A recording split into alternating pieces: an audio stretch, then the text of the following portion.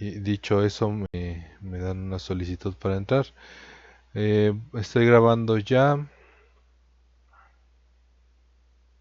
Y bueno, vamos a comenzar la clase, entonces por favor vayan por intención. Vamos a hablar sobre el concepto de fronteras, como está en su libro, está así, en la página 133, si no mal recuerdo. Digamos, esto es como lo pone aquí, pero pues básicamente el tema es fronteras, límites terrestres, marítimos y aéreos de los diversos países. Vamos a establecer cómo se forman las fronteras de los diferentes lugares de los diferentes países, ¿correcto? Mm, Esto mismo, los países se delimitan por fronteras. Al establecer fronteras, permite la organización de cada país, de sus recursos y de sus habitantes. Aunque tiene una carga política fuerte, el tema de la migración corresponde a discusiones de identidad y de protección cultural, además de temas económicos. En un primer momento permite entender los límites físicos y de recursos de una nación. ¿Sí? Em, bueno, explicamos esto. Las fronteras se establecen, digamos que desde principios, del principio de la historia de las naciones, como por esta idea fundamental del ser humano de decir que algo es mío, ¿correcto? Eh, Muchos de los pensadores y filósofos de la historia han considerado qué significa esto de cercar y decir que es lo mío, pero finalmente es una de las cosas que se decidió como cultura que íbamos a hacer. Es decir, cerrar nuestras puertas, delimitar lo que tenemos dentro de de nuestro entorno y establecerlo como propio. Esto es uno de los temas más complejos o difíciles de entender en muchos sentidos porque habla pues de cuestiones de egoísmo, de conflicto, de apropiación y cosas por el estilo. Pero pues no vamos a hablar tanto de eso, pero sí hay que establecer pues que básicamente pues siempre tenemos una línea imaginaria, una línea en el mapa que establece hasta dónde termina lo suyo y dónde termina y dónde empieza lo de los otros, ¿correcto? No vamos a entrar en muchos en detalle, pero pues ahí está, ¿no? Eh, Saber qué es lo que tenemos dentro de nuestro territorio, pues nos permite saber cuánto podemos gastar, cuándo podemos usar y pues poner nuestras reglas y leyes dentro de nuestro entorno, ¿correcto?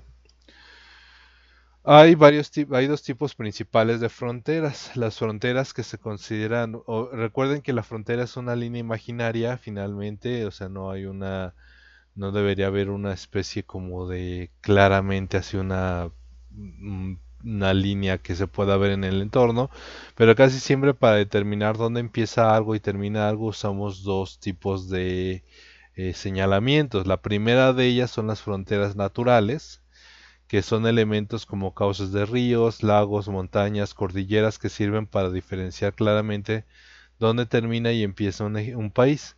Un ejemplo muy conocido para ustedes es el río Bravo, que hace de frontera entre México y Estados Unidos. Imagen que ustedes están viendo es el río Bravo finalmente. La idea básicamente de esto es establecer que, como en tiempos antiguos, siempre se hacía en tiempos antiguos, donde terminaba algo, donde empezaba alguna cosa natural, es donde se terminaba el territorio. Entonces, normalmente la cosa más común de todas ellas es precisamente los ríos. Decían, cuando empieza este río y del otro lado del río ya no es el territorio de nuestra nación, es el territorio de la nación vecina. Un ejemplo muy claro y muy fácil de ver, por ejemplo, también es el de China e India, que tiene la cordillera más grande del mundo entre ellas dos. El Himalayas, el monte Everest, donde está el monte Everest, la montaña más alta del mundo, es la frontera natural que se da entre China e India. Y ahí sí les aseguro que no es tan fácil para una persona saltarse una montaña para poder pasarse de un lado a otro. En el caso, por ejemplo, de México y Estados Unidos, como ya les decíamos, tenemos el ejemplo del río Bravo, es muy muy famoso porque en el río Bravo han muerto muchas personas, precisamente porque em, el cauce del río Bravo es muy fuerte y sirve precisamente como protección para que no haya invasiones de un lado a otro. Sí, esto es una de las cosas más comunes, es una de las cuestiones que seguramente ustedes van a ver a lo largo de la historia. Actualmente la frontera natural pues también se acompaña casi siempre, sobre todo en países como Estados Unidos, de la frontera artificial. Otra vez les pongo aquí el ejemplo, el Himalaya funciona como frontera entre China e India y las cataratas del Niágara funcionan como frontera entre Estados Unidos y Canadá. Ahí donde terminan, donde están estas cascadas impresionantes, es ahí la frontera entre los dos, este río que se da en estas, precisamente funciona como frontera entre las dos naciones del norte. ¿Sí? Esto lo van a ver, insisto, muchas veces. Lo van a ver cuando ustedes empiecen a ver política, cuando ven historia de otros lados. Ajá. Esta es la forma más fácil de establecer fronteras, ¿correcto? La segundo tipo de fronteras son las artificiales, es decir, las que son delimitadas por el tipo de gobierno, que son delimitadas por el tipo de gobierno que tienen y por las relaciones que tienen con sus países vecinos. Se limitan de manera arbitraria y se usan señalamientos, muros o delimitaciones en mapas para puntualizarlos. Básicamente lo que estamos estableciendo aquí es que cuando no hay nada entre dos naciones, cuando no hay ningún punto así como claro que pueda separar o que pueda ayudar a separar las dos naciones, se establecen los acuerdos, por eso decía de manera arbitraria, pues básicamente los dos se ponen de acuerdo y se usan los señalamientos. Hasta aquí es mi nación, hasta aquí es la tuya, ¿correcto? Eh, Países como Estados Unidos, que son muy celosos de sus fronteras, pues hacen lo que ustedes están viendo aquí. Una cerca gigantesca, súper protegida, con vigilancia constante. ¿Para qué? Pues para que la gente no se pase la frontera. En muchos de los casos, por ejemplo, hay un espacio entre las dos fronteras que es una línea que se considera como neutral. Bueno, en esa línea ya tenemos nosotros, por ejemplo, un espacio donde no se puede poner nada. Aquí ustedes ven el caso más concreto y esta también es una de las imágenes más vistas que ustedes yo creo que han visto en cuestión de frontera, pues esta protección gigantesca que se pone entre las dos precisamente para evitar el tránsito ilegal. Em, pues básicamente el tránsito ilegal, ustedes recordarán, pues es el tránsito sin documentos. Em, Se considera eso ilegal por múltiples razones, otra vez protección del entorno, la gente es muy celosa de su territorio, pero pues básicamente muchos países piden mucha documentación para considerarte digno de entrar a su nación. En el caso de Estados Unidos, pues requiere simplemente, sí, requiere dos documentos, un documento expedido por tu propio país, que es el pasaporte, y un documento que te dan ellos, de Estados Unidos, que es la visa. Entonces tienes que tener el visto bueno tanto de tu nación como de la nación a la que vas. Muchos países hacen eso, muchos países son más receptivos, muchos países no necesitan más que el pasaporte, pero pasar sin papeles, pasar sin documentos se considera ilegal, ¿correcto? Uno de los ejemplos más claros aquí en México, y esto lo vieron yo creo ustedes en las noticias el año pasado, bueno, en este año, perdón, que es el paso fronterizo entre Guatemala y México, pues básicamente es digamos, es un puente entre en el río Suchiate, ¿sí? Y la forma que tenemos nosotros para dividir la entrada, pues básicamente es esta reja, nada más. Sí, por acá ustedes ven gente que se está pasando el lancha y lo que ustedes quieran, pero pues esta es nuestra frontera. Por supuesto que como en este momento había un éxodo masivo de la gente de Guatemala, pues había protección y ley acá, precisamente como para controlar el paso entre la gente. Esto es una gran historia y esto sería muy interesante a lo mejor platicarlo si hubiéramos estado allá en clases, Aquí es un poquito más difícil hacerlo. Pero por ejemplo, ¿por qué no dejamos pasar a los sudamericanos en este caso? Precisamente porque se pasa en un éxodo masivo una gran cantidad y pues tú no puedes saber exactamente qué personas estás recibiendo en tu nación en este caso. Eh, no es que las personas sean naturalmente malas, yo creo que por ejemplo de toda esta gente pues a lo mejor hay uno o dos personas que son a lo mejor delincuentes o que andan buscando otra cosa que no, yo no diría que todos, pero pues sí sería bueno por ejemplo para la mayor parte de las naciones es el checar eso, o sea, saber por ejemplo qué tipo de personas están entrando y saber a qué vienen. Es un tema muy denso, muy rijoso incluso para nosotros, porque bueno, pues deberíamos, básicamente es la idea de, pues a quién dejas entrar a tu casa, ¿no? Pero en fin, no me quiero meter en muchos detalles porque pues sí deberíamos poder dejar pasar a la mayor parte de la gente, pero sí creo también que debería haber una especie de control. No tengo más opiniones al respecto, pero bueno, sí sería interesante platicar y debatir sobre esto. Pero en fin, lo que ustedes han visto más normalmente, pues es por ejemplo la frontera de Estados Unidos y México, que también pasa lo mismo, en esta frontera pasa lo mismo que acá, nada más que no en este grado, pero sí de manera más peligrosa, porque la gente no se pasa por estas rejas, sino por otros lugares que son más densos y más peligrosos.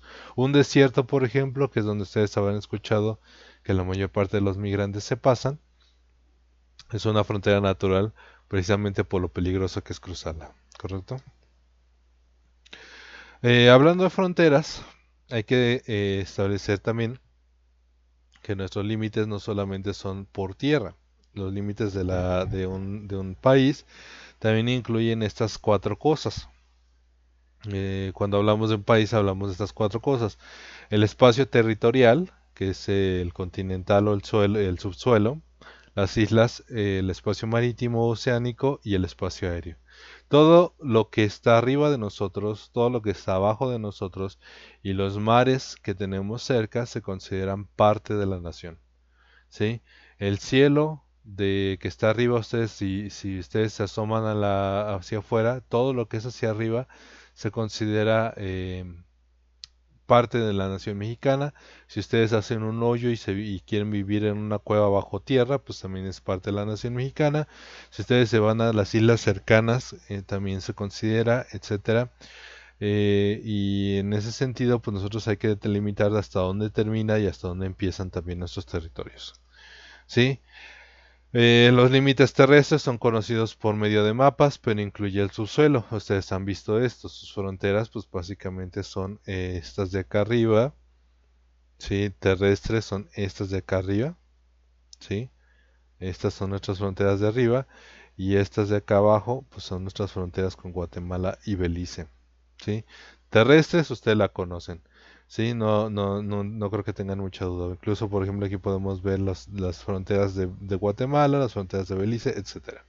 Sí, pero por ejemplo, para nosotros, como una de las cosas que casi nunca ponemos, es que las islas mexicanas son parte también de la nación.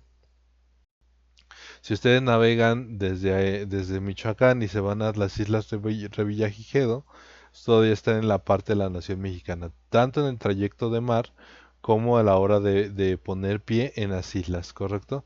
Esas son las principales islas mexicanas, por cierto, las Islas Marías, donde había una cárcel, la isla Guadalupe, que es parte del atractivo turístico de esta zona, Cozumel, que es una isla, etcétera. Todas estas son nuestras islas mexicanas, ¿correcto? En cuestión de mar, y esto es lo que más necesito que ustedes chequen, porque esta es parte de la pregunta y eso es la parte más larga. Esta es una de las partes donde recomiendo hagan captura de pantalla. mm, o tomen nota o espérense al video, precisamente porque hay mucha información. ¿Cómo se establecen los límites marítimos? Los límites marítimos están acordados por las Naciones Unidas, se acordó en 1982, y en este acuerdo se definió que el espacio oceánico de un país se limitaba en tres secciones. ¿Sí? Tres secciones. La primera es el mar territorial, que son las primeras 12 millas náuticas, que son más o menos 22.2 kilómetros a partir de la costa. Aquí, por ejemplo, ponemos un ejemplo y aquí lo tienen. El mar territorial o lo que se considera mar territorial, en este caso, es a partir de los puntos más lejanos de la nación y son 22 kilómetros a partir de ahí. Es esto que ustedes están viendo aquí. Eso que están viendo aquí. Si ustedes preguntan por qué esto no cuenta o por qué no es exactamente la frontera, porque esto se considera el agua interior de una nación, como el Golfo de México, que es esta parte que tenemos entre Yucatán y la Florida, se considera parte de México precisamente porque es un agua interior. De esta manera también aquí lo tenemos. El mar territorial entonces son los 22 kilómetros a partir del punto más alejado que tiene la nación del mar. ¿Sí? Entonces, 22 kilómetros se considera todavía parte de la nación. La zona contigua son otras 12 millas, donde acaba el mar territorial. ¿Cuál es la diferencia entre el mar territorial y la zona contigua? Pues básicamente que el mar territorial todavía es una zona donde está protegida con, digamos, tiene una serie de regulaciones y reglas por parte de la nación y todavía, por ejemplo, ahí hay guardia costera y está todo el pendiente, pero en la zona contigua pues ya se considera como la parte donde pues ya teóricamente ya no debería haber nadie, entonces ya no está en constante vigilancia, pero todavía se considera parte de la nación, digamos, que tenga frontera con mar, que tenga pues entrada de mar. Y finalmente la zona económica exclusiva, que son 200 millas náuticas, que es más o menos 370 kilómetros, donde el país tiene el derecho exclusivo de pesca y explotación del suelo. No significa que la gente viva acá, o no significa que la gente acá tenga todas las libertades que tiene, por ejemplo, en estos mares. Lo que tiene aquí es que ninguna otra persona puede llegar y pescar aquí arriba, aquí adentro. Si aquí se encuentra un pozo petrolero, ajá, este pozo petrolero es de Panamá. Si el pozo petrolero ya se encuentra por acá, donde es aguas internacionales, ya no le pertenece a Panamá, más bien aquí por ejemplo, se llegan a acuerdos internacionales para ver quién puede explotarlo. ¿Sí? En este caso, por ejemplo, ninguna otra nación, por ejemplo, Costa Rica, no puede llegar y decir, esta parte de aquí voy a pescar yo, esta parte es únicamente para los panameños. ¿Correcto? Esta es una de las cosas más complicadas de entender, jóvenes. Nada más tomen en cuenta que esta es la cantidad de agua que ustedes consideran, que se considera parte de una nación. Si una nación no tiene costa, pues esto no le preocupa, pero una nación con costa pues tiene que calcular más o menos a partir de dónde es su mar territorial, dónde son aguas interiores, dónde es la zona contigua y dónde es la zona económica exclusiva. Fuera de este mar, fuera de esta zona económica exclusiva, si choca, por ejemplo, con el de Costa Rica, por ejemplo, aquí se ve, ¿sí? Pero fuera de las zonas económicas exclusivas de todas las naciones, se considera mares y océanos océanos internacionales. En los océanos internacionales no hay ley, ¿sí? No hay una ley mexicana, no hay una ley estadounidense, no hay una ley costarricense, no hay nada que sea establecido como una ley propia, porque los mares internacionales o los océanos internacionales no le pertenecen a nadie, le pertenecen a todos. Entonces hay una cierta serie de reglas básicas, pero en mar abierto, pues ahora sí que es cada persona por sí mismo, ¿correcto? ¿Hasta aquí alguna pregunta? Esto sí es lo que me gustaría saber si tienen alguna duda, si queda claro. No. ¿No No, están, maestro. no están dormidos? A lo mejor, ¿verdad? No, maestro. No. No. Bueno, esto es lo más complicado, así que espero, por eso me estoy tardando tanto en pasar a la siguiente. Si están apuntando, apunten. Si no, pues se van a tener que esperar a la, la nota. Si ustedes habrán escuchado de piratas, y no de los piratas de las caricaturas o los piratas de la ficción, sino los piratas modernos, las personas que van y asaltan a la gente en alta mar. Es precisamente porque en alta mar no hay ley, no hay forma de que te persiga nadie. Entonces, por ejemplo, la mayor parte de la gente en alta mar pues tiene que llevar una cierta protección para que no los ataquen. Si ustedes un día cuando anden ya tengan su buen trabajo y se quieran ir de crucero de vacaciones, la mayor parte de los cruceros solo van por aguas nacionales, aguas de alguna nación.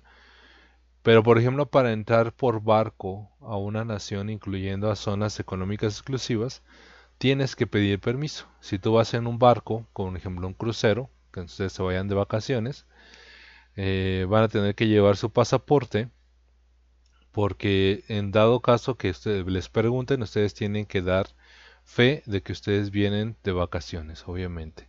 Están penetrando fronteras, aunque sea por mar, ¿correcto?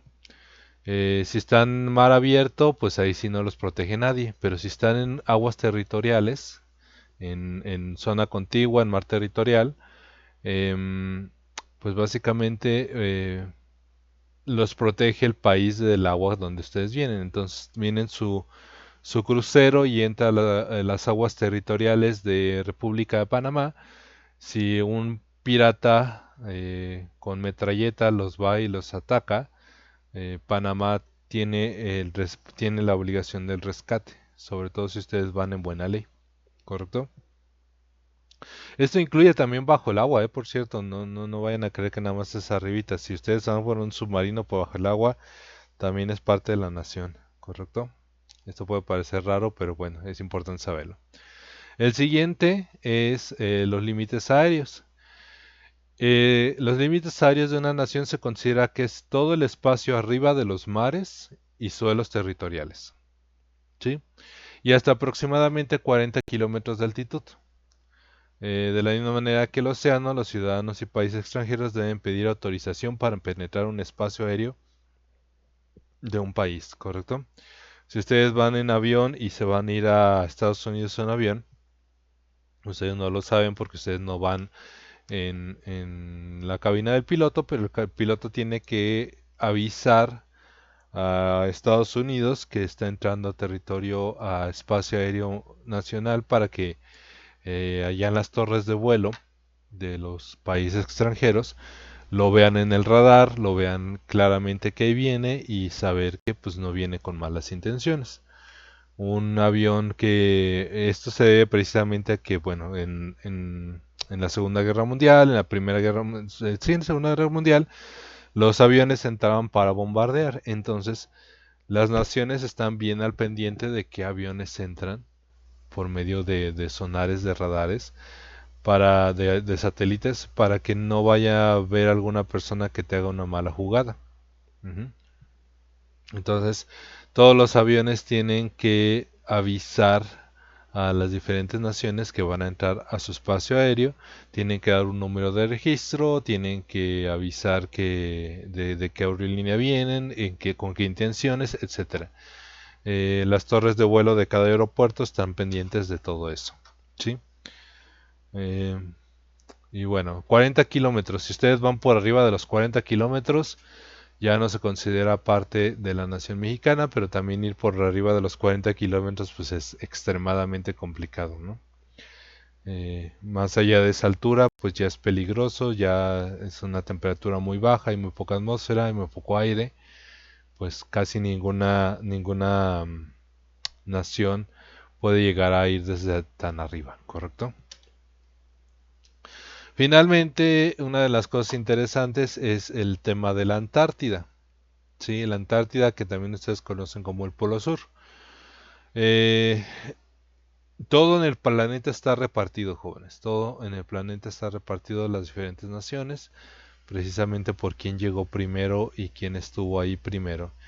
En el caso concreto, por ejemplo, de la Antártida, es una zona tan fría y tan difícil que no se puede vivir. Obviamente no hay nadie habitando ahí. Pero se han llegado a acuerdos internacionales para delimitar sus fronteras dependiendo de las personas que llegaron primero y dependiendo de las personas que tienen cercanía con estos lugares. Entonces, cosas como Chile, Argentina, Australia, Nueva Zelanda, que son países que son muy muy al sur y que están muy pegaditos al polo sur, son países que han determinado pues cierto grado de frontera. Pero porque se estaban peleando por este territorio, se llegó a un acuerdo a mediados de los ochentas para establecer esta separación que tienen ustedes aquí, ¿sí? Eh, ¿De a quién le pertenecen los pedacitos de tierra? Pues a estos que tenemos aquí. ¿Por qué, por ejemplo, aquí Reino Unido, Argentina y Chile parece que comparten el mismo lugar? Bueno, porque al final de cuentas se tuvo que llegar a un acuerdo para delimitar estos territorios. Eh, ¿Para qué lo quiere la gente esto? ¿Por qué quiere este territorio?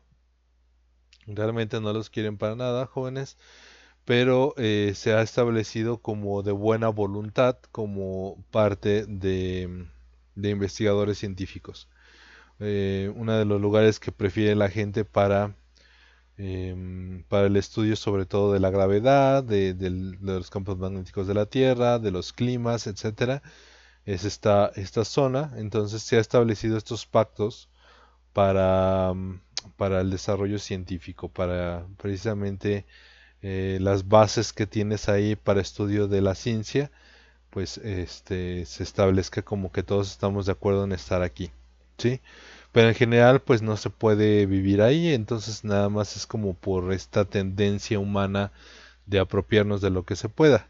Como por ejemplo, y esto puede parecer a chiste, pero por ejemplo Estados Unidos hace un buen rato declaró que la luna es suya porque ellos llegaron primero, pero pues cómo puedes hacerte propio de la luna si pues básicamente pues la luna es de todo el mundo, ¿no? Eh, pero en general pues este es el tema con la cuestión territorial, pues todo el mundo quiere un pedazo de lo suyo, quiere hacerse suyo a las cosas y pues obviamente esto es lo que genera estos conflictos que estamos estableciendo aquí. Sí, la Antártida pues entonces se reparte como pastel y pues para nada, porque realmente muy poco se puede hacer ahí. Pero todo está repartido, jóvenes, todo en esta vida está repartido y el único lugar al que hemos llegado aquí en la Tierra como acuerdo donde que no es de nadie, pues es lo que les decía, los mares internacionales, ¿correcto? Mm, ¿Hay alguna pregunta? ¿Comentarios? No, maestro. No, Bueno, maestro, no hay ninguno. No, maestro, bueno, no hay ninguno. ese es el tema del día de hoy, jóvenes. Entonces aquí les pongo el cuestionario. Todo igual puntualito, uno por uno de lo que les he puesto, que es una frontera natural, que es una frontera artificial. Poner un ejemplo es importante, yo les puse un ejemplo a cada uno, tres ejemplos de cada uno. ¿Cuáles son los cuatro tipos de límites de un país? Lo acabamos de mencionar. ¿Cómo están conformados los límites marítimos de un país? También lo acabamos de mencionar, esta es la diapositiva más larga. ¿Y cómo se consideran los límites aéreos de un país? También está la diapositiva específicamente para que ustedes puedan contestar. ¿Correcto? Dejo de grabar para